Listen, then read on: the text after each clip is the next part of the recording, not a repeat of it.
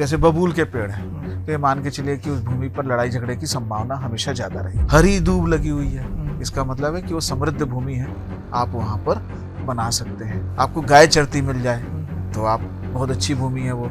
अगर कोई विपरीत जानवर, कोई जिसको हम अच्छा नहीं मानते है ना, अगर वो दिखे तो फिर उस भूमि को नहीं लेना चाहिए। और सबसे बढ़िया, आप जाइए भूमि पर खड़े होइए, आपको किस तरीके की फीलिंग्स आ रही है वो वहां की प्रकृति को आपको बताता है कि किस तरीके का सुदिन है आपके लिए, तो वो भूमि आपके लिए सुदिन है। 1 बाय 1 हाथ का गड्ढा खोदिए, है ना, उसमें पानी भर दीजिए। पानी यदि रुका हुआ है, भूमि अति उत्तम।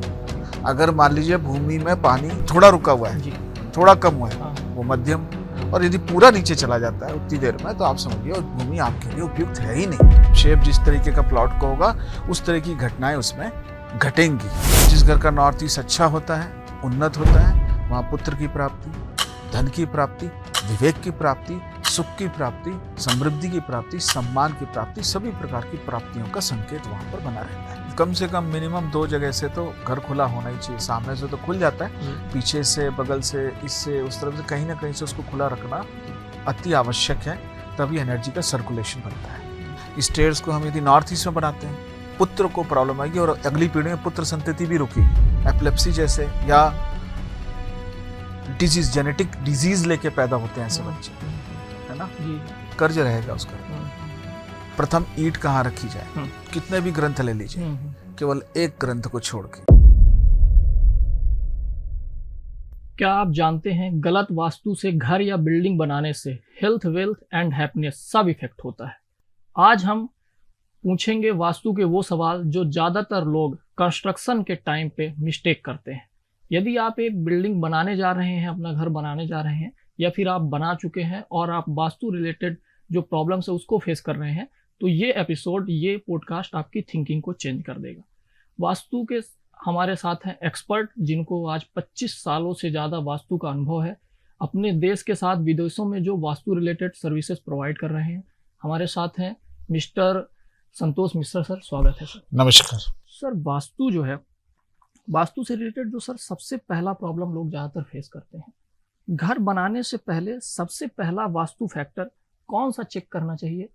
प्लॉट सर, डायरेक्शन या लेआउट, या फिर सर प्लॉट खरीदने से पहले ही वास्तु चेक करना जरूरी होता है? बहुत बढ़िया सवाल है आपका। वास्तु जो है बेसिकली वो भूमि से शुरू होता है, और वास्तु का आधार ही भूमि है। तो जो आधार है यदि वो गलत होगा तो रिजल्ट भी हमको नेगेटिव मिलेंगे। तो क्या करना चाहिए, वास्तु जिस भूमि पर भवन बनाना है, प्लॉट पे जिस पे हमको कंस्ट्रक्शन करना है, कोई बिल्डिंग कंस्ट्रक्ट करनी है, तो आपको उस भूमि की ऊर्जा को, उसके संस्कार को, उसकी दिशा को, उसकी गति को समझना अति आवश्यक है। सपोज एक भूमि है ना, अगर वो भूमि है और उसके विपरीत संस्कार है और हम वहां पर जाके मंदिर बना दें, तो ना वो मंदिर काम आएगा, ना वो भूमि उसके काम आ पाएगी। वहां पे उस परिणाम, हमको अपेक्षित परिणाम तो बिल्कुल भी प्राप्त नहीं होंगे। कोई भूमि है, वो तीखी भूमि है ना, वहां जाके हम मान लीजिए कोई स्कूल बना देते हैं, है ना, तो एजुकेशन और तीखापन वो कोई काम का नहीं। पर वही यदि उस भूमि के संस्कार तीखे हैं और वहां पर कोई हम इंडस्ट्री बना दें, तो आप ये मान के चलिए कि वहां पर हमको बहुत अच्छे रिजल्ट मिलेंगे ही मिलेंगे। तो इस प्रकार से भूमि की प्रकृति को, है ना, वो तीखी है, मीठी है, नमकीन है, उसका कलर, उसका टेक्सचर, वो देखकर ही भूमि को ग्रहण करना चाहिए, भूमि को चयन करना चाहिए। ओरिएंटेशन सेकंड पार्ट पे है। मान लीजिए ओरिएंटेशन अच्छा और भूमि के संस्कार अच्छे नहीं है तो दिक्कत, भूमि के संस्कार अच्छे हैं, ओरिएंटेशन गड़बड़, तो भी गड़बड़ रिजल्ट होता है। तो हमको दोनों तथ्यों को, दोनों फैक्टर्स को साथ में लेके ही लैंड का सिलेक्शन करना चाहिए, प्लॉट का सिलेक्शन करना चाहिए। इससे वो हमारा जो शुरुआती दौर का प्रॉब्लम है वो खत्म हो जाता है और बिना संशय के हम उस भूमि पर कोई भी निर्माण कर सकते हैं। इसलिए उसके रिजल्ट अच्छे मिलेंगे। एक और बात बता देता हूँ, इसको हम कैसे देख सकते हैं। तो एक बहुत सामान्य सा शास्त्र में बता दूं आपको, तो इसके बहुत सारे और तरीके हैं कि भूमि कैसे देखी जाए। तो भूमि के तरीके कैसे हैं कि आप जाइए, वहां फील करिए। मैंने तो बताया जैसे मिट्टी को देख के करिए, वहां पर जो पौधे लगे हुए हैं उसको देख के आप पहचान सकते हैं कि वो भूमि किस तरीके की है, कैसे, जैसे बबूल के पेड़ हैं, तो ये मान के चलिए कि उस भूमि पर लड़ाई झगड़े की संभावना हमेशा ज्यादा रहेगी।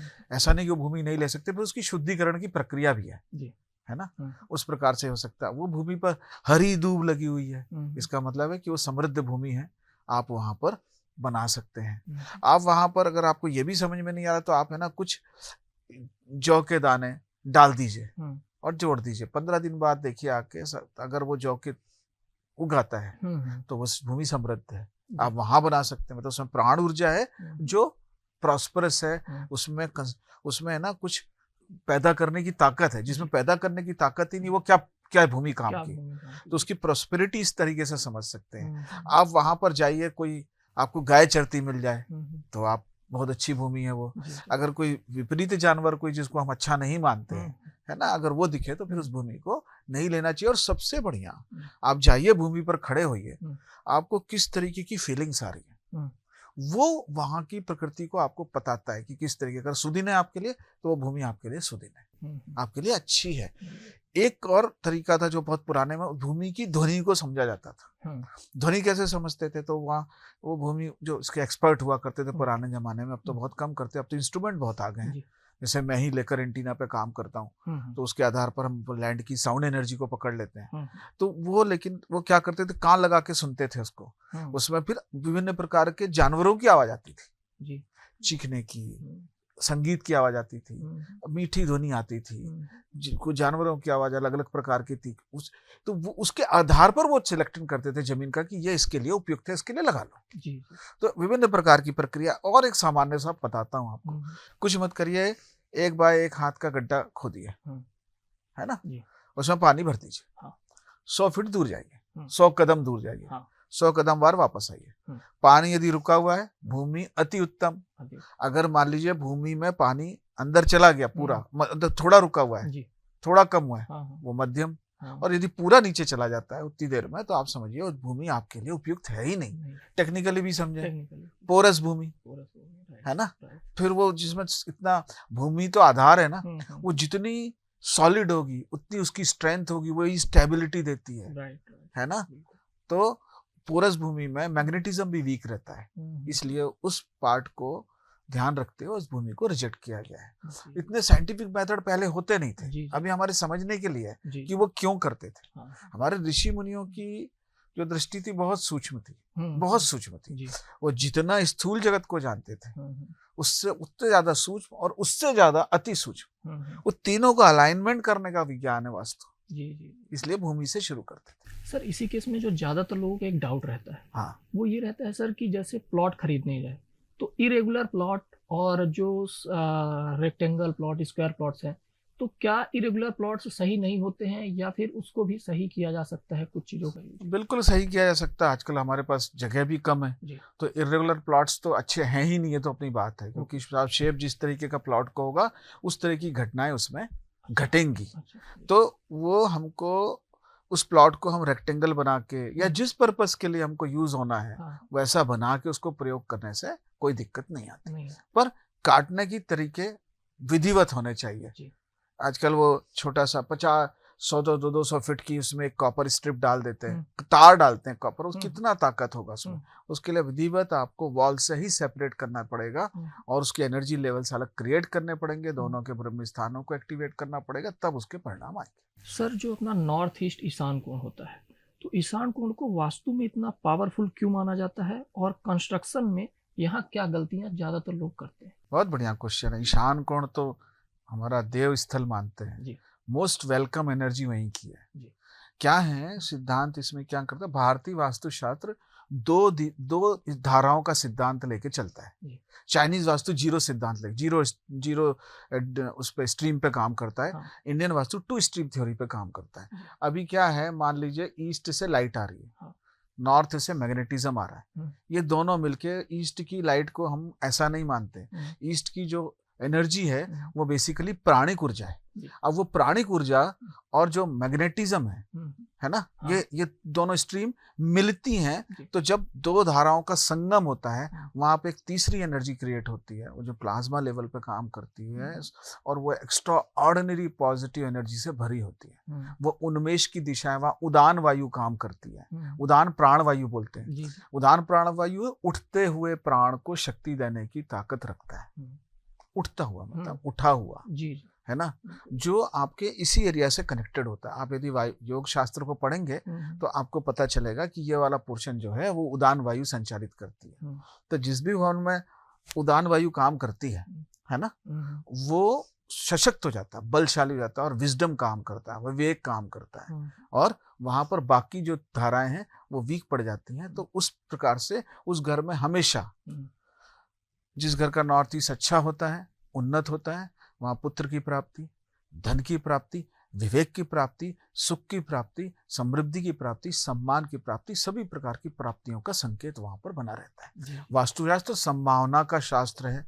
संभावनाओं को पूरा करने की ताकत वास्तुशास्त्र रखता है, पर हर चीज बिल्कुल नियमगत होगी ऐसा भी नहीं है, है ना, कि जैसा है वैसा। पर अगर वो घट रही है तो ये संभावना पूरी है कि ये गुण उस क्षेत्र के मिलेंगे आपको, है ना, ऐसा।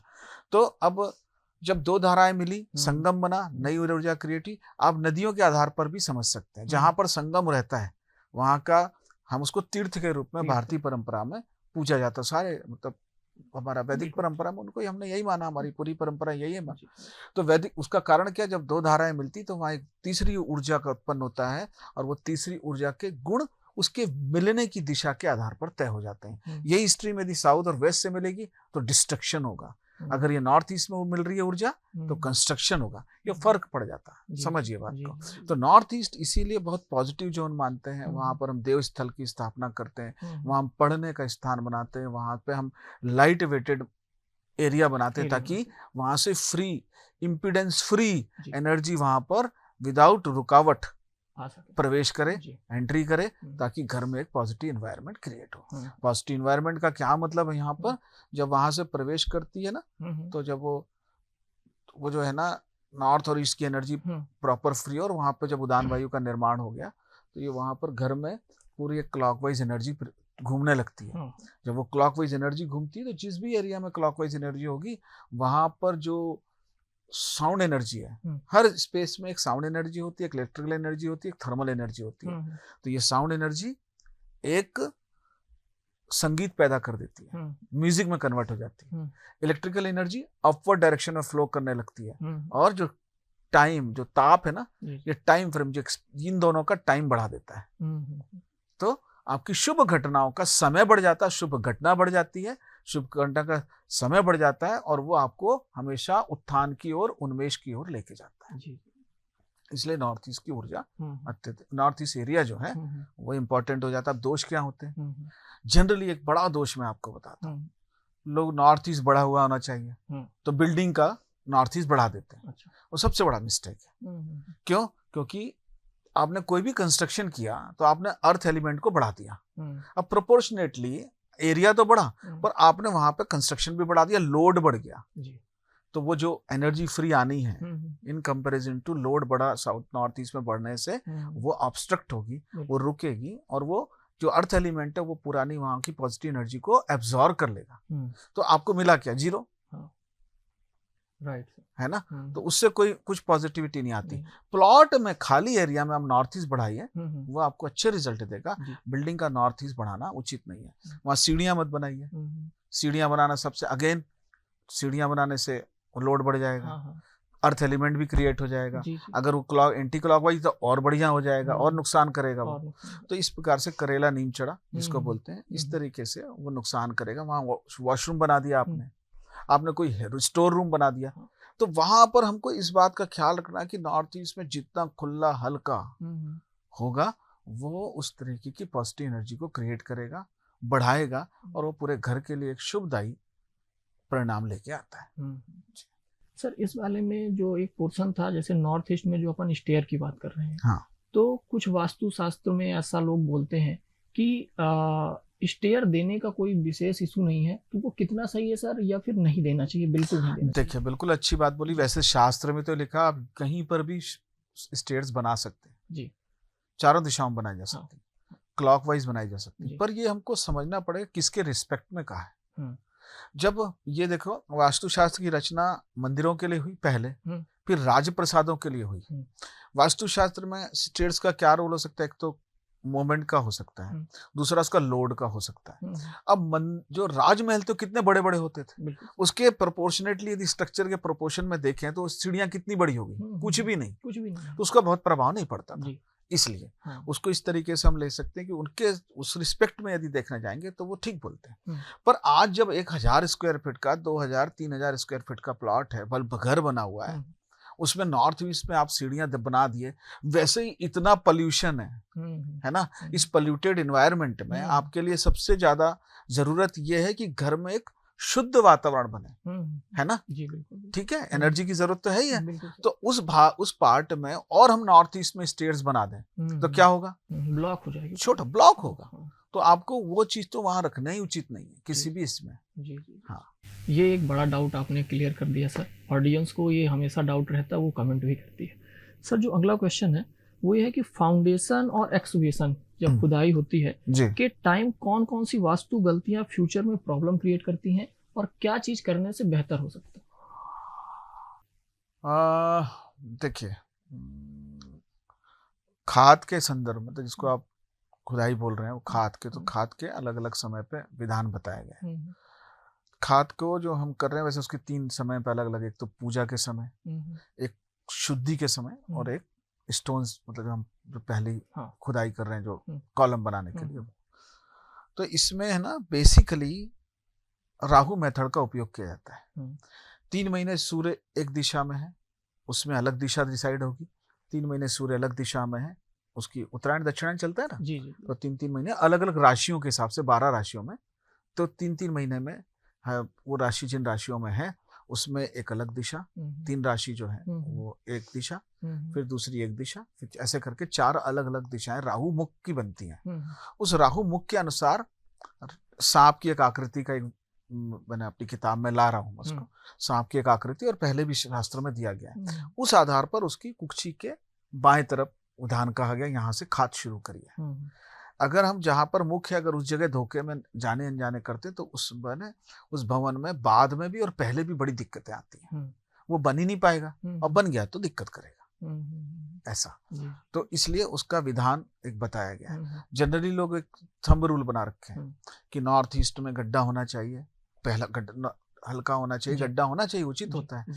तो जो उचित है उसको देखकर वो ऐसा अंदाजा लगाते हैं कि वहां पर हम खाद शुरू कर दें, पर ऐसा नहीं है। आपको राहु को देखना चाहिए, राहु की स्थिति, मतलब जो सूर्य की स्थिति देखना चाहिए, सूर्य की स्थिति किस राशि में, उसके हिसाब से राहु का मुख डिसाइड होगा, उसके हिसाब से आपको, गणित के हिसाब से आपको दिशा तय करनी चाहिए, यहाँ से खाद शुरू करें। दूसरा, स्टोन की बात जो आपने कही, तो प्रथमाष्टिका, प्रथम ईंट कहाँ रखी जाए, ये बड़ा एक, कितने भी ग्रंथ ले लीजिए, केवल एक ग्रंथ को छोड़ के बाकी सभी ग्रंथों ने, गर्ग ने, वशिष्ठ ने, मानसर ने, है ना, सभी ने यही कहा है कि आप उठाकर साउथ ईस्ट से ही कॉलम पहला बनना चाहिए। प्रथमाष्टिका should be start from south east. प्रथम ईंट की स्थापना आपको साउथ ईस्ट से ही करनी चाहिए, और जब वहां से करते हैं और प्रदक्षिणा क्रम में फिर निर्माण करना चाहिए। प्रदक्षिणा क्रम का मतलब है क्लॉकवाइज। तो क्लॉकवाइज जब निर्माण होगा तो वो भवन पूरा भी जल्दी होता है, उसमें अर्थ का क्षय भी नहीं होता, पैसा भी नहीं खराब होता, है ना, वेस्टेज ऑफ मनी नहीं होता, और बनने के बाद शुभ परिणाम भी प्राप्त होते हैं, ऐसा शास्त्र कहता है। वो एक इम्पोर्टेंट फैक्टर है। हाँ, बहुत इम्पोर्टेंट। सर, मेन एंट्रेंस, मुख्य द्वार की डायरेक्शन और पोजीशन पैसा, ग्रोथ और हेल्थ को कैसे इफेक्ट करती है? हाँ, बहुत अच्छा। इसमें देखिए, मैं एक पहले बता दूं कि जो वास्तु में जो द्वार की स्थिति को बताया गया ना, वो उसमें ज्योतिष का आधार है। ये चंद्र नक्षत्र के आधार पर लिया गया है ना। तो चारों दिशाओं में जिस भी चंद्र, जहां पर भी चंद्र नक्षत्र आए हैं उनको उन्होंने प्रिस्क्राइब किया। पहला, जैसे एक स्थान बताते हैं वो कि पूर्व में से बाएं तरफ से चौथा, 9 भाग में बांट लीजिए पूरी उसको, और फिर चौथा कर लीजिए। दक्षिण में भी चौथा ले लीजिए, पश्चिम में भी इसी तरह क्लॉकवाइज डायरेक्शन में ना, फ्रॉम लेफ्ट टू राइट। तो जो चौथा कर आएगा 9 पार्ट में बांटिए, चौथे में लीजिए, फिर दक्षिण में भी चौथा लीजिए, पश्चिम में भी चौथा लीजिए, और उत्तर में भी पहुंचा लीजिए। तो पूर्व में जो है महेंद्र का पद, दक्षिण में जो ग्रहचत का पद, पश्चिम में जो है पुष्पदंत का पद, और उत्तर में जो है वो भल्लाड का पद अति शुभ कहा गया। चंद्र, आप खुद भी ज्योतिष के आधार थोड़ा बहुत यदि ज्ञान होगा तो चंद्र जब भी कुंडली में बलवान होता है तो वो आपको अति शुभ प्रदायी होता है, और आपको धन धान्य समृद्धि की प्राप्ति होती रहती है ना।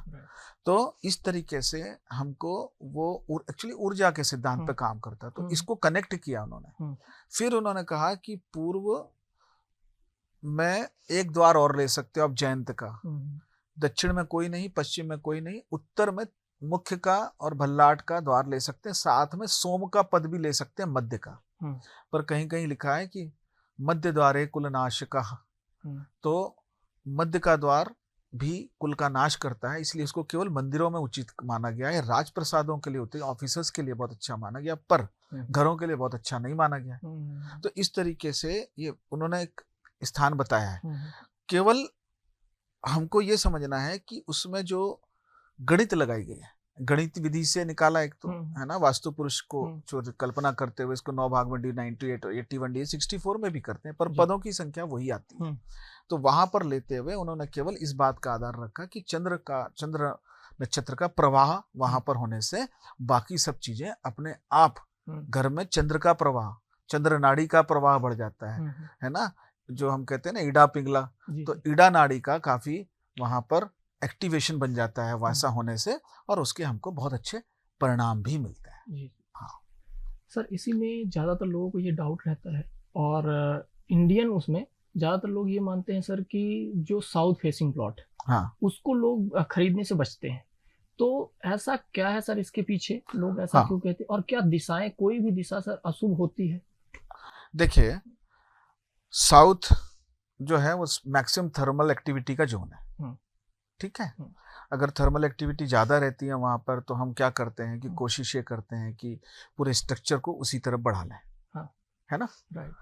अब थर्मल एक्टिविटी को यदि हम ज़्यादा ओपन स्पेस देते हैं, दरवाज़ा वहाँ होने से नेचुरली हम ज़्यादा स्पेस देंगे, और हम वहाँ पर थर्मल एक्टिविटी ज़्यादा नॉर्थ से और ईस्ट से यदि हमने लाइट को कम लिया है, तो क्या होगा, पिंगला नाड़ी मतलब सूर्य का प्रवाह बढ़ जाएगा, और सूर्य का नेगेटिव पार्ट का एक्टिवेशन ज्यादा हो जाएगा। जैसे ये होता है तो ये जो साउथ वेस्ट से और साउथ से और वेस्ट से जब लाइट जाती है ज्यादा, तो उस घर में प्राणिक प्रवाह का शोषण हो जाता है, और जिस घर में प्राण नहीं है तो वो जड़ पक्ष फिर ज्यादा एक्टिव होता है, और जब जड़ पक्ष होता है तो आप क्या करते हैं, आप डिटोरिएशन में चले जाते हैं। तो आप धन हानि, स्वास्थ्य हानि, मान हानि, सभी प्रकार की हानियों को देखने मिलता है।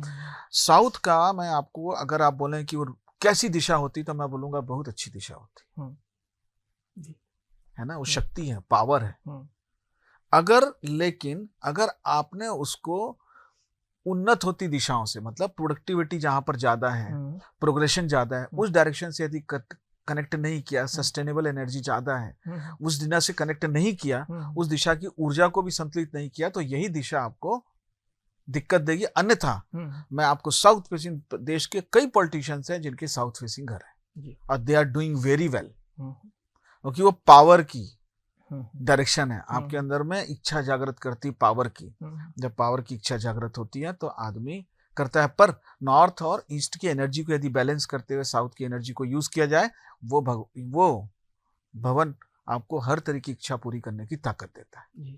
सर, जो नेक्स्ट क्वेश्चन है कि किचन, बेडरूम और टॉयलेट का प्लेसमेंट अगर गलत हो जाए तो उसके क्या नेगेटिव इफेक्ट्स होते हैं, और जो सर आर्किटेक्चर में, मॉडर्न आर्किटेक्चर में चलता है कि नहीं किचन आप इसी पोजीशन पे रखिए, तो एक सर बड़ा डाउट आता है, यदि कोई अग्नेय कोण में किचन नहीं कर पा रहा तो और क्या दूसरा ऑप्शन हो सकता है?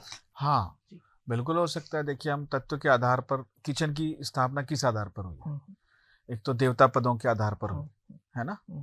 अनल करके पद है वायु का, तो उसका सपोर्टिंग एलिमेंट है, अग्नि करके पद है, उसका सपोर्टिंग एलिमेंट है, उस वाले पद जो हम कर सकते हैं, ले सकते हैं।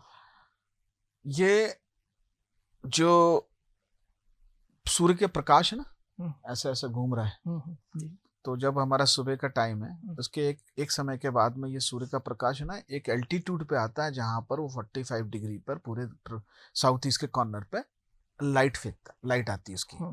वो किरणें अपने वो होती हैं, वहां की बैक्टीरिया को खत्म करती हैं, है ना। फिर दूसरा, वो सबसे हीटेड जोन हो जाता है, सवेरे भी आएगा, दोपहर में भी आएगा, शाम को भी वहां पर हमारे जिस तरीके का एमईपीएस है हमारे भारतीय देश में ऐसे ही आता है। हाँ। तो वो वहां के तो उस गर्म क्षेत्र को तो गर्म से गर्मी वो सपोर्टिंग एलिमेंट मिल जाता है और वो काम करता है, इसलिए साउथ ईस्ट में रहते हैं। अब ये तो एक कारण हो गया। तो दूसरा कारण क्या है, एलिमेंट के आधार पर भी वो अग्नि का क्षेत्र हमने बनाया हुआ है, पर अग्नि के कोई मित्र भी तो होंगे। बिल्कुल। तो वायु उसका मित्र है, तो वायु के क्षेत्र में आप ले जा सकते हो। दूसरा, पूरब की दिशा जो है ना, पूरब की दिशा भी व्यक्तिगत रूप से मैं ऐसा मानता हूं, शास्त्र में उसके बारे में लिखा है ज्योति और ज्वाला। तो ज्योति कहां पर है, पूरब में। वो भी एक छोटी अग्नि है। बिल्कुल। तो आप वहां पर भी किचन ले सकते हो, साउथ ईस्ट में भी किचन ले सकते हो, नॉर्थ वेस्ट में भी किचन ले सकते हो, साउथ ईस्ट में भी किचन ले सकते हो। अच्छा। ये तो एक तो वो क्वाड्रेंट जो साउथ ईस्ट का क्वाड्रेंट सभी पूरे में ले सकते हैं, है ना, उसमें कोई दिक्कत नहीं जी। अब मैंने तो ऐसे व्यक्तिगत रूप से देखे हैं, अच्छे रिजल्ट हैं। अच्छा, और अच्छे साउथ ईस्ट में भी आ जाएंगे तो भी दिक्कत नहीं, अग्नि का प्रभाव वहां पर है, वो ले सकते हैं, ईस्ट में ले सकते हैं, नॉर्थ वेस्ट में ले सकते हैं। नॉर्थ वेस्ट में थोड़ा सा दिक्कत आती है, बच्चों की शादी थोड़ी लेट होती है। अच्छा। एक दिक्कत आती है, थोड़ा खर्चा बना रहता है, गेस्ट बहुत आते हैं। तो आजकल तो मेरे को लगता है ऐसे नॉर्थ वेस्ट में बनाना चाहिए, गेस्ट वैसे भी आना कम हो गए हैं, सभी सब लोग व्यस्तता बढ़ गई है, तो आएंगे तो अच्छा ही रहेगा। बड़े घर जिन्होंने, मैं खासकर कई इंडस्ट्रीज जो होते हैं ना बड़े, तो उनके घर में एक किचन में दही देता हूँ। नॉर्थ साउथ ईस्ट में दिया, मान लो, तो अगर वो बोलते हैं कि भाई हमारे लोग आते हैं सर्वेंट्स वगैरह उनके, तो मैं नॉर्थ वेस्ट में बनाऊँ तुरंत, वो चलता रहे, उनके यहाँ खूब सर्वेंट्स आते रहेंगे, उनके स्टाफ आते रहेंगे, खाते रहेंगे। जी। अच्छा, वो बना रहेगा, मोमेंटम बना रहेगा। जी। तो मैं उसको उस तरीके से प्रयोग करके देख लेता हूँ। सर, कई बार ऐसा जो मॉडर्न आर्किटेक्चर में प्लानिंग्स होती है, तो प्लॉट साइज लोगों के छोटे होते हैं। सर, जैसे किसी का 20 बाई 40 या 20 बाई 50 का प्लॉट है और नॉर्थ फेसिंग प्लॉट है, तो साउथ और ईस्ट चला जाएगा पीछे सर। तो अभी बाउंड्री तो जैसे 20 फीट चौड़ाई है, तो इंसान दोनों साइड से कवर कर लिया, पर सर किचन के बाद एक पीछे वो ओटीएस एरिया टाइप का रखते हैं ताकि वेंटिलेशन वगैरह प्रॉपर बना रहे। बिल्कुल। तो वो चीज करना सर ठीक रहता है? बिल्कुल, उसके लिए तो आवश्यक है, आपको ऊर्जा जितनी ले रहे हैं उसको थोड़ा निकलने भी देंगे कि नहीं। हाँ। तो डेड एनर्जी तो रखनी ही नहीं चाहिए। कम से कम मिनिमम 2 जगह से तो घर खुला होना ही चाहिए। सामने से तो खुल जाता है, पीछे से, बगल से, इससे, उस तरफ से, कहीं ना कहीं से उसको खुला रखना अति आवश्यक है, तभी एनर्जी का सर्कुलेशन बनता है, तो खुला रखना चाहिए। हाँ। तो सर, यदि वो छोटे अमाउंट में ओटीएस एरिया है, तो जो साउथ की किरणें पड़ रही हैं उससे बहुत ज्यादा इफेक्ट तो नहीं होगा? साउथ में ज्यादा खुला, ऐसा बोल रहे हैं? नहीं सर, एक पार्टिकुलर जैसे ओटीएस है सर, तो 10 स्क्वायर फीट खुला है, 20 स्क्वायर फीट ओपन छत में, इस तरह से, ताकि वहाँ का जो किचन का वेंटिलेशन है और विंडो है वो प्रॉपर मिल सके और वहाँ से वो गैस बाहर जा सके। ज्यादातर मॉडर्न आर्किटेक्चर में प्लानिंग में रखना पड़ता है। हाँ बिल्कुल, आवश्यक है, वो तो बिल्कुल जरूरी है, वो तो प्रैक्टिकल बात है कि हम लाइट और एयर को यदि ब्लॉक कर देंगे तो हम सफोकेशन ही होगा। और उसके लिए एक बहुत अच्छा तरीका है कि अगर आपको ऐसा नहीं दे पा रहे तो सी कट, अगर मान लो आपको नॉर्थ ब्लॉक जा रहा है तो सी कट ओपन कर दी, ईस्ट ब्लॉक जा रहा है तो सी कट ओपन कर दीजिए, 4x8 को जैसे डक्ट निकालते हैं ऐसे निकाल दीजिए। अच्छा। तो उससे भी रिजल्ट आ जाते हैं। जी। हाँ। सर, जो स्टेयरकेस की डायरेक्शन और लोकेशन का वास्तु में क्या रोल है? गलत स्टेयरकेस से क्या प्रॉब्लम होती है? अरे वाह, स्टेयर मैंने जैसे बताया था, अभी भी हमारी बात हुई थी, स्टेयर्स बेसिकली लोड, उसका क्लॉकवाइज एंटी क्लॉकवाइज मूवमेंट, और उसमें एक बीम रहती है तो उसमें स्ट्रेस भी रहता है ना, पेनिट्रेट करती सब लोड पे, तो कील की तरह काम करती बेसिकली। तो वो तीनों फैक्टर्स को हमको देखना पड़ता है कि ये कहाँ काम करेगा, कहाँ नहीं करेगा। वास्तुशास्त्र में वेस्ट में, नॉर्थ वेस्ट में इसको बताया गया कि इन दिशाओं में आपको बनाना चाहिए। प्रैक्टिकली हम उसको साउथ में बना सकते हैं, साउथ वेस्ट में बना सकते हैं, वेस्ट में बना सकते हैं, नॉर्थ वेस्ट में बना सकते हैं। उसका क्या मूवमेंट होना चाहिए? तो क्लॉकवाइज मूवमेंट होना चाहिए। तो मंडलाकार ऊर्जा, मतलब क्लॉकवाइज मूवमेंट, ऐसे ना मूवमेंट एनर्जी का भी क्रिएट होता है, तो वो आपको सपोर्ट करता है।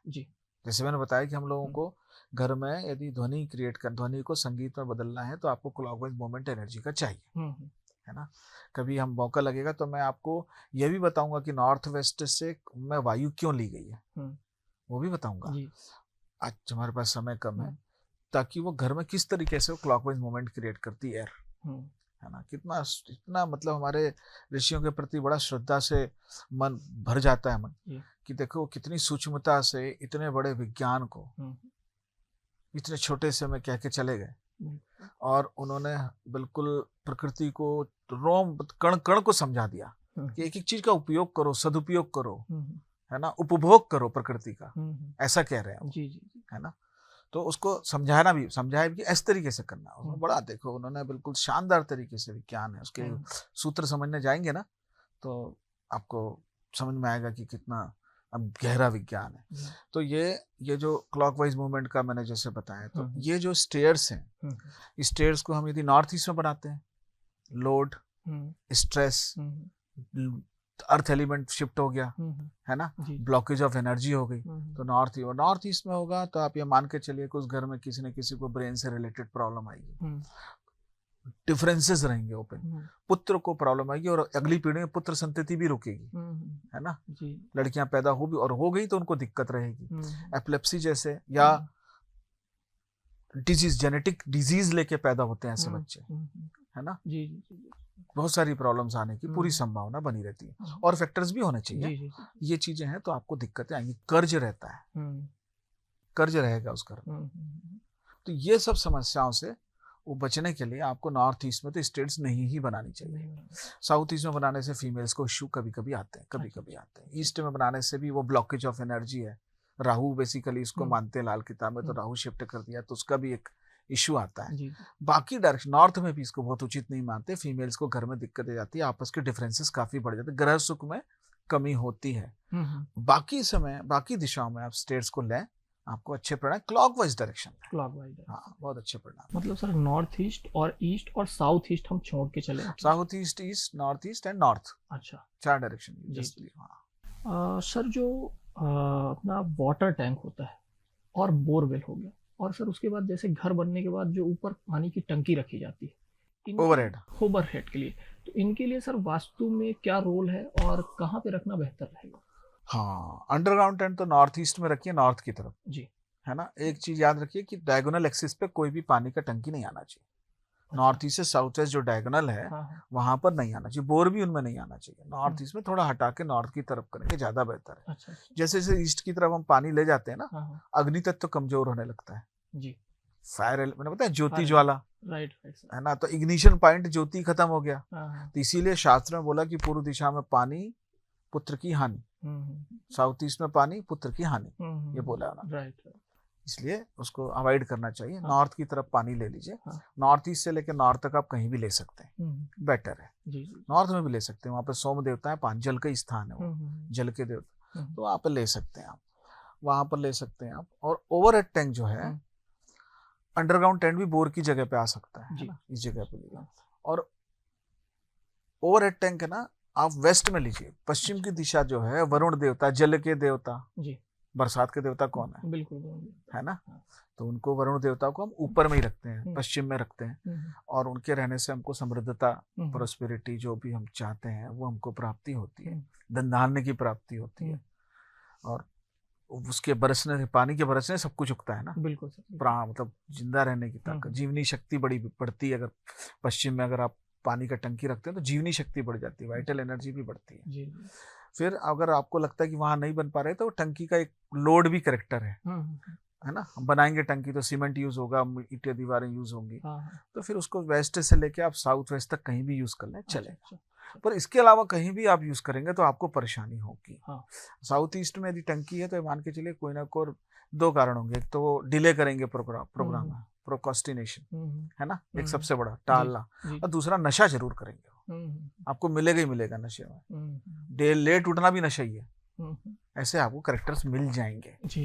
हाँ सर, जैसे किचन का प्लेसमेंट जहाँ इंजीनियर जब अपन प्लान करते हैं तो किचन का जैसे सर प्लेसमेंट साउथ ईस्ट में तो कर दिए, फिर उसके बाद जो सर उसका प्लेटफॉर्म होता है, तो प्लेटफॉर्म में कई बार ऐसा होता है कि जो सिंक वाला पार्ट होता है वो साउथ ईस्ट में जा रहा होता है, तो क्या सर उसके कुछ निगेटिव इफेक्ट होते हैं? देखिए साउथ ईस्ट में हम लोग पानी अवॉइड ही करते हैं, बनते कोशिश, वैसे वो बहते पानी है, बहते पानी को पानी की तरह नहीं लेना चाहिए जी, पर फिर भी ज्यादातर टाइम तो पानी रहेगा ही, तो बिल्कुल। थोड़े से उसके नेगेटिव इम्पैक्ट आएंगे।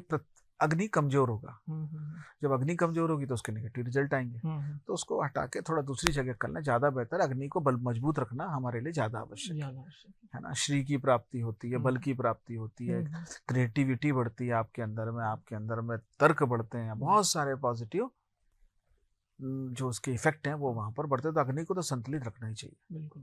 पुरुष संतति के पुरुष मतलब बेसिकली ताकत वहीं से मिलती है। सर अगर घर ऑलरेडी बन चुका हो और वास्तु डिफेक्ट्स हो तो सर बिना तोड़ फोड़ के कौन से इफेक्टिव रेमेडीज पॉसिबल? देखिए, भारतीय वैदिक वास्तु में 2-3 मेथड मुझे जो बहुत मैं खुद यूज करता हूँ। एक तो धातुओं का गर्भ विन्यास जो है ना, उसमें एक विधान है गर्भ विन्यास। जब बनते में हम होता है मकान में धातुएं डालते हैं, अन्न डालते हैं, औषधि डालते हैं, रत्न डालते हैं, है ना, और यंत्र डालते हैं। ठीक उसी तरीके से है ना, इसको हम है ना इससे रेमेडी भी कर सकते हैं। जैसे रत्न अध्याय, जैसे भवन में कई बार हमको समझ में नहीं आ रहा है कि भाई दिक्कत है, तोड़फोड़ नहीं कर सकते, तो रत्नों को डालते हैं जी। रत्न एक विधि है, उसमें जो वास्तु पुरुष मंडल है उससे देवताओं को चिन्हित करके उन देवताओं को हम रत्न से एक्टिवेट करते हैं। रत्न डाल दिया। अब ये रत्न जो हमने डाले बेसिकली कॉस्मिक रिफ्लेक्शन, मतलब आप ब्रह्मांड जो हमारी गैलेक्सी जो है ना, हमारा सौर मंडल, उसका रिफ्लेक्शन है। वो हमारे सोलर सिस्टम का रिफ्लेक्शन है। अब सोलर सिस्टम का रिफ्लेक्शन है, उस सोलर सिस्टम की साउंड को यदि पकड़ने जाएंगे, यूनिवर्सल साउंड है वो क्या है, ओम, अनहत नाद। इसकी भी और उसकी अब रेजोनेट करने की तैयारी हो गई। रत्न अध्याय बेसिकली वो रेजोनेट कर रहा है। यहाँ पे भी एक साउंड क्रिएट होगा। ये साउंड हमने उसी को मान के किया है ना, हमने वही रत्न डाले हैं ना, तो वो ऊर्जा यहाँ पर भी रिफ्लेक्ट होने लग गई। वो 9 ग्रहों की ऊर्जा यहाँ रिफ्लेक्ट हो रही है। अब वो साउंड क्रिएट होगा, वो उससे रेजोनेट होने लगेगी, तो ऑटोमेटिकली वहां की नेगेटिविटी उसकी ऑरा में, ऑरा की क्लींजिंग होने लगेगी। हाँ, तो जैसी ऑरा क्लीन हुआ तो आपके दोष कम होने लगे, खत्म हो जाएंगे, हो सकता है कम भी हो जाए, है ना। एक ये तरीका। फिर विभिन्न प्रकार की धातु जो है, जितनी भी धातु है वो किसी न किसी एलिमेंट को रिप्रेजेंट करती हैं। तो जो एलिमेंट कमजोर है उसकी उस प्रकार की धातुओं को वहां डाल दीजिए, उसके रिजल्ट मिलना शुरू हो जाएंगे आपको। ये तो धातुएं, औषधियां भी हैं, फिर पेड़ भी हैं, फिर और भी कलर्स भी हैं। इन सब के माध्यम से आप वास्तु को मतलब ऊर्जा को संतुलित कर सकते हो। ठीक है, ऊर्जा को आप प्रवाह बना सकते हो, ऊर्जा का एनर्जी चैनलाइज कर सकते हो, एनर्जी को बैलेंस कर सकते हो और एनर्जी को अट्रैक्ट कर सकते हो। ये 3 प्रकार की मेथड वास्तु की सेट हो जाती है। सर जो इंडस्ट्रियल वास्तु है और रेसिडेंशियल वास्तु है, इन दोनों में क्या डिफरेंसेस हैं? देखिए, वास्तु के बेसिक रूल तो हमको वही फॉलो करने पड़ते हैं, स्लोप का, एंट्रेंसेस का, है ना, वही फॉलो करने से रिजल्ट आता है। बस इतना होता है कि वास्तु में जो हम घर में संतुलन करते हैं, वहां पर संतुलन को थोड़ा सा आगे पीछे करते हैं। पर्टिकुलर किसी एक चीज को हम बढ़ाते हैं वहां पर थोड़ा सा, बहुत नहीं बढ़ाते हैं। बेसिकली इंडस्ट्री जितनी भी अग्नि प्रदान हो गई, है ना, क्रिएटिविटी है, प्रोडक्शन है, बहुत सारा रिलेशन उसमें अग्नि का रोल ज्यादा है। कोई भी इंडस्ट्री ले लो, अग्नि प्रदान ही होगी। तो अग्नि प्रदान यदि कोई इंडस्ट्री है तो उसमें हमको वहां पर फायर एलिमेंट को थोड़ा सा ज्यादा तवज्जो देनी पड़ती है, क्योंकि वहां पर अग्नि बहुत ना बढ़ जाए, इसलिए अर्थ एलिमेंट को भी स्टेब्लिश करना पड़ता है। इन 2 डायरेक्शंस को यदि हम 2 तरीके से देखते चलते हैं तो बाकी चीजें नॉर्मलाइज होने लगती हैं। हमको वहां पे दैवी वातावरण थोड़ी चाहिए, हमको इम्पिडेंस फ्री एनर्जी चाहिए जो हमको रोके नहीं, पर हमको मोक्ष की तरफ ले जाए, ऐसा तो नहीं चाहिए, है ना। बिल्कुल। तो वो वाले रूल्स को थोड़ा सा हमको इग्नोर करते हुए हमको वो एनर्जी जो वहाँ के प्रोडक्शन को, जो कंस्ट्रक्शन को, जो हमारे इफिशियंसी को बढ़ाए, हमारे एग्जीक्यूशन पार्ट को बढ़ाए, जो हमारे मैनेजमेंट पार्ट को बढ़ाए, जो हमको दूसरे विजन दे, है ना, उस तरीके की एनर्जीज को, जिसमें साउथ ईस्ट, साउथ वेस्ट, इन एनर्जी को देखते हुए यूज करना पड़ता है। और पर्टिकुलर इंडस्ट्री की तासीर को देखते हुए भी हमको ध्यान करना पड़ता है। जैसे मैं रायपुर से हूँ, वहां पर ये आयरन इंडस्ट्रीज बहुत है, स्टील इंडस्ट्री बहुत है। तो अब वहां पर कौन सा, वो स्टील में सबसे ज्यादा हीट यूज होगी, लोहा यूज होगा, तो मुझे पश्चिम को भी ध्यान देना पड़ता है और साउथ ईस्ट की एनर्जी को भी ध्यान देना पड़ता है। यानी में कहीं दोष आया, बाकी भी फैक्टर्स होते हैं, तो ये दिक्कतें आना शुरू हो जाती है वहां पर। तो इस चीजों को ध्यान में रखते हुए हमको पूरा कार्य करना पड़ता है। हाँ। सर आज के जो मॉडर्न फ्लैट्स हैं, अपार्टमेंट्स हैं, वो यदि सर पहले से ही बन के किसी को मिल रहे हैं तो उसमें जो बिल्डर बना के दे देता है वही चीज़ें पहले से बनी रहती हैं, तो उसके बावजूद, मिलने के बावजूद भी ऐसी कौन सी इंटरनल चीज़ें हैं जिनके माध्यम से और बेहतर किया जा सकता है? देखिए, वो सुनिश्चित इस बात को कर लें कि उस फ्लैट को लेने के पहले भी कर लें, और ले लिया है तो इस बात को सुनिश्चित करें कि ईस्ट और नॉर्थ से उसमें कितनी लाइट आ रही है। अगर जिस फ्लैट में भी नॉर्थ और ईस्ट से बेटर लाइट आती है तो ये मान के चलिए कि उसके वास्तु दोष काफी मात्रा में कम हो जाते हैं। हाँ, कोशिश करें साउथ ईस्ट में किचन हो, नॉर्थ ईस्ट में टॉयलेट तो बिल्कुल ना। और देखिए, वहाँ पे फ्लैट में थोड़ी हमको कंप्रोमाइज करना ही पड़ता है, लिमिटेशंस होती हैं, तो हमको ये बात को ध्यान रखिए, नॉर्थ और ईस्ट में मिनिमम टॉयलेट ना हो। नॉर्थ ईस्ट में तो बिल्कुल भी ना हो, ईस्ट में दे सकते हैं, मान लीजिए देना पड़ रहा है तो उसकी रेमेडी कर लें। क्या करेंगे, उस क्षेत्र के तत्व को बढ़ा देंगे। क्या करेंगे, उस क्षेत्र में जो जो जो वहां पर एक्टिविटी हो रही है, जो एनर्जी क्रिएट, उसको नलीफाई करेंगे। दोनों सब तरीके हैं उसके। और आपकी बाकी प्लेसमेंट ठीक हो। इस बात, वहां पर गेट का महत्व नहीं होता, वो सेकेंडरी गेट हो जाता है, क्योंकि मेन बिल्डिंग तो आपकी दूसरी है। तो जो ऊर्जा प्रवाह वहां से शुरू होगी तो सेकेंडरी हो गया आपका। तो उस बात को ध्यान रखें। फिर साथ में मेरे जो व्यक्तिगत रत्नाध्याय जो है ना, धातु अध्याय, रत्नाध्याय, ये काफी अच्छा रिजल्ट देते हैं। वहाँ पे छोटा स्पेस होता है तो ज्यादा अच्छा उसका वाइब्रेशन क्रिएट होता है और वो अच्छे परिणाम देता है। तो ध्यान रखने की चीजें इतनी ही, और ले लिया है तो उसको फिर रेमेडी करके यूज करें, ज्यादा रिजल्ट है। जी। सर, यदि कोई व्यक्ति अपने घर का निर्माण करा रहा है या किसी भी प्रकार की बिल्डिंग बना रहा है, तो ऐसा प्राइमरी और मोस्ट इम्पोर्टेंट वास्तु क्या है जिसको यदि वो कर ले तो सारी चीजें व्यवस्थित हो सकती है? देखिए, मैंने आपको पहले भी बोला, ऊर्जा प्रवाह, energy channelization, the most important factor of the vastu, as I experience. मैंने ऐसे कई मकान देखे कि जो वास्तु में अंदर में बहुत सारे गलत प्लेसमेंट है, पर ईस्ट और नॉर्थ की ऊर्जा आ रही है, प्रवेश कर रही है, उसने बहुत सारे वास्तु दोषों को नलीफाई कर दिया। तो जब भी आप बिल्डिंग बना रहे हैं, कंस्ट्रक्शन कर रहे हैं, तो इस बात को जरूर ध्यान रखें कि उस बिल्डिंग में north, east, east and north, वहां से ज्यादा लाइट आनी चाहिए। साउथ, साउथ वेस्ट और वेस्ट से मिनिमम लाइट आनी चाहिए, चाहे वो कोई भी दिशा का मकान हो। बाकी जो फैक्टर्स हैं, वो तो आजकल आर्किटेक्ट भी इतने स्मार्ट हो गए हैं कि वो लोग भी इतने नॉलेजेबल हो गए हैं वास्तु के, कि बाकी फैक्टर्स को बैलेंस कर देते हैं। पर ये फैक्टर्स को इग्नोर कर जाते हैं, उससे रिजल्ट हमेशा नेगेटिव हो जाते हैं, क्योंकि इन एनर्जी चैनलाइज नहीं करते हैं तो अंदर के जो एलिमेंट में ना, वो भी ठीक से काम नहीं करते। क्योंकि वो क्या है मालूम, वो है कैटलिस्ट है, वो एनर्जी देते हैं, एनर्जाइज करते हैं वो। तो उन एलिमेंट को एनर्जाइज करने की ताकत भी इन दोनों एनर्जी में है, उनको बैलेंस करने की ताकत भी इन्हीं एनर्जी में। तो इसलिए नॉर्थ और ईस्ट इनकी ऊर्जा आपको प्रॉपर चैनलाइज करे। जो साउथ वेस्ट और वेस्ट है, वहां पर लोड ज्यादा रखें। ये दो चीजें कर लीजिए, आपका वास्तु काफी हद तक आपको सपोर्ट करेगा, बिगड़ेगा तो नहीं। जी। सारे जितने भी डाउट और सवाल थे सर वास्तु से रिलेटेड, आपने सभी को बहुत अच्छे तरीके से कवर किया, और आई होप सभी व्यूअर्स को, जो भी लोग इस पॉडकास्ट को देख रहे हैं, उनको इससे बहुत हेल्प मिली होगी और मिलेगी। सर का अभी कुछ समय बाद बुक भी लॉन्च होने वाली है, उसमें वास्तु को और डीप तरीके से आप पढ़ सकते हैं, और जब वो बुक लॉन्च होगी तो उसको आपको जानकारी मिल जाएगी, या तो फिर उस लॉन्च होने के बाद एक बार सर से हम फिर पॉडकास्ट करेंगे। यदि इसमें आपका कहीं कोई डाउट रहा हो, जितनी भी चीज़ें सर ने बताई हैं, और कुछ आपको डाउट हो तो आप कमेंट कर सकते हैं। हम जब अगला पॉडकास्ट सर के साथ करेंगे तो आपके क्वेश्चन को भी लेंगे। Thank you so much sir, आपका वैल्यूएबल टाइम देने के लिए। Thank you very much. Thank you. नमस्कार।